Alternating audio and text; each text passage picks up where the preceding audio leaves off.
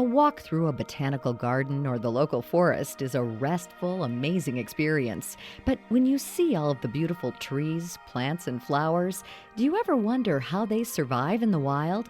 How they manage to live and multiply through floods and drought? How even the most fragile flowers can withstand storms and even earthquakes? And ultimately, what do they do for humans and animals besides offer shade and beauty? Michael Largo wondered about all of those things, so he decided to research the subject. The result is his book, The Big Bad Book of Botany, the world's most fascinating flora. Largo says he chose his subjects based on their ability to live in a hostile world. How did these stationary beings, these creatures, these organisms survive? What was their techniques? They can't move like we do. So they had to find a way, and what they did was this amazing biochemistry they developed for their stationary existence. And so I tried to choose each different plant that had a different method of adapting in its environment in which it found itself. Plus also unique plants, fun plants, like the corpse plant that smells horrible, or different plants that offer psychotropic properties, and also vegetables. Where do they come from? What was the history? What was their lineage? So it's a mix that would hopefully be compelling, and someone would want to read about all types of different plants. Speaking of psychotropic plants, the first one Largo features in the book is absinthe. It's making a comeback after being banned in this country and several others during the 19th century because it was thought to create hallucinations in people who drank it. It's amazing that anyone would want to drink it, and finding a way to make it palatable wasn't easy. For many, many centuries, they believed it was just a bitter weed. Even in the Bible, they would mention that it was something as bitter as wormwood, and that's the actual plant that creates the absinthe drink. They believed that every plant was put on the earth for a purpose. So they tried different concoctions of using this, but it was considered worthless. They couldn't find a way. So the story of how it worked was that they began certain recipes that if you put it with nutmeg and some other ingredients, you were able to distill it into a palatable drink. Although the hallucinogenic properties of absinthe are in question, Largo says artists of the period seem to find it very inspiring, despite what the U.S. government and some European countries had to say. It's a green drink that became so popular among the artists of that 19th century that Harper's Magazine in 1879 started to realize that a lot of this toxicity from this, they used to call it the green fairy, was destroying a lot of people. And actually, that was the drink that started the whole prohibition on alcohol. Van Gogh created his famous painting, Starry Night, while he was locked up from a mad binge rage on absinthe. So we did get something that's immortal from that. The yew plant is one that has an interesting background. It's one of the longest living plants, with specimens in the UK estimated to be more than 1,000 years old. Largo says that ancient Celts used the yew to make divining rods, and that William Tell, who the legend says shot an apple off of his son's head, used a longbow made of yew, since it was considered the best wood for this purpose. You've probably seen yews growing in people's yards in your neighborhood. It's the evergreen with the soft red berries that surround a hard green seed. But don't be tempted to taste those succulent fruits. It's super toxic. And one of the things that plants have done to survive is that it's almost like a selective type of toxin. Now, it's toxic to animals, which may have destroyed the tree, so they have some sort of protective way to dissuade animals from eating the tree, herbivores, but yet birds, which can eat the berry without being poisoned, can then take that seed and fly far away and disperse it. So that kind of complexity of biochemistry is really amazing that they could come up with that idea. I know it's evolutionary adaptation, but nevertheless, such a modified scale of what it's toxic to and what it's not toxic to helps it to survive. Some plants are amazing just because of their size. One of these is the Amazonian water lily. It's called Victoria Amazonia, and that is just an amazing, gigantic plant. If you see a photograph of it, you'd think it's some kind of trick photography. It's with people actually riding on this thing. It's 7 feet in diameter, and its circumference is even a little bit longer. What keeps it afloat is these long 20 or 30-foot anchors that are tied to the base. It has a buoyancy because there's certain ribs within the leaves itself that allow it to stay afloat. But people actually use it as a float, and it became popular in the Victoria period that people would bring it into Europe and try to grow these things and take photographs. So you can still see some old photographs of these giant water lilies that people are riding upon as if they were pool floats.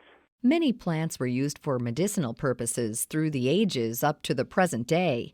Largo says that the cinchona tree is especially fruitful. Quinine is produced from its bark and has been found to alleviate the symptoms of a number of maladies. It was a cure for malaria, and they believe that it's a certain alkaloid that's in the bark that actually gives the quinine its compounds. And it's, again, a certain mixture that almost no chemist could have come up with. It was long known that it cured fever, and it was sort of discovered in the 1600s and brought back as an astringent. It also kills germs. It's, again, one of the things that shows that most of the pharmacology, we live in an age of pharmacology now, originally started from studying plants. Compounds from the cinchona tree are also credited with being able to increase appetite, treat bloating, and some people even swear by quinine in tonic water as being able to alleviate muscle cramps. But medicine isn't the only discipline where plants play a role. Largo says that mathematics looked to sunflowers and found a pattern that's used in everything from art to fashion to computer science. It's called the Fibonacci sequence. There's a certain ratio of the seeds that they've discovered that the florets come in patterns of 55 or 144. And Leonardo da Vinci had studied these plants and saw that that was a particular ratio that allowed for dimension. And actually some of those numbers are also used in computer science. So I found that to be incredibly fascinating that a plant had used some sort of mathematical formula, and then we were able to get that. It really wasn't only discovered into the late 70s that they saw that this sunflowers followed this formula. It was called the Vogel formula. You can see the pattern in the number of petals on some flowers, the spiral markings on a pineapple, and in a pine cone spiral, to name just a few. One of the most amazing plants Largo writes about is the mimosa, or touch-me-not plant. It's got a very unusual method of survival that, in some instances, can be fatal. This plant, if you touch it or an animal brushes alongside of it, there's a mechanism within it that immediately sends a hormone within the plant that drains the cells of water, so the leaves seem to wither within moments, in seconds.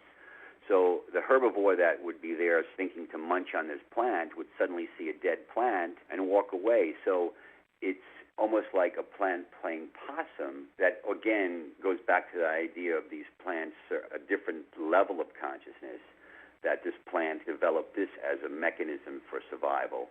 And if the herbivore goes away right away, the water will come back to the cells. But if it stays there for a long period of time, it cannot get the water back, and in fact, it dies. Some people who love their plants talk to them and insist it has some beneficial effect.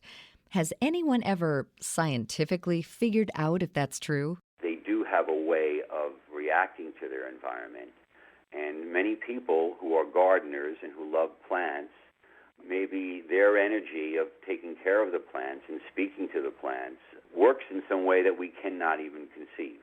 So I'm not totally dissuaded that it does have some sort of reaction. You can find a bounty of interesting plants, learn about the myths surrounding them, and how they help themselves and humanity survive in Michael Largo's book, The Big Bad Book of Botany, available in stores and online. He invites listeners to visit his website at michaellargo.com.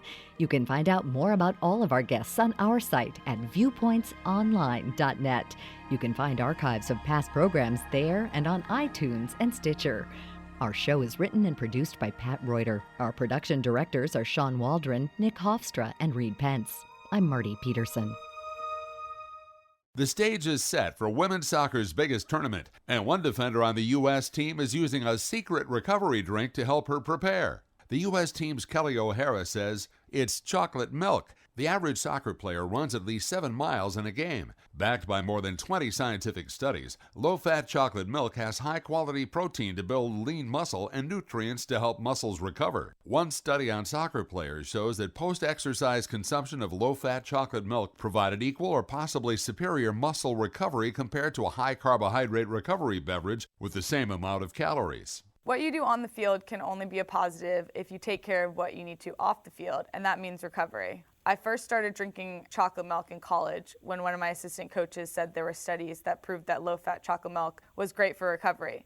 So after practice, we would get out 2 big gallons and drink it together as a team. It tastes great, has high-quality protein, and is backed by science. What's better to put into your body than that? Visit builtwithchocolatemilk.com to learn more.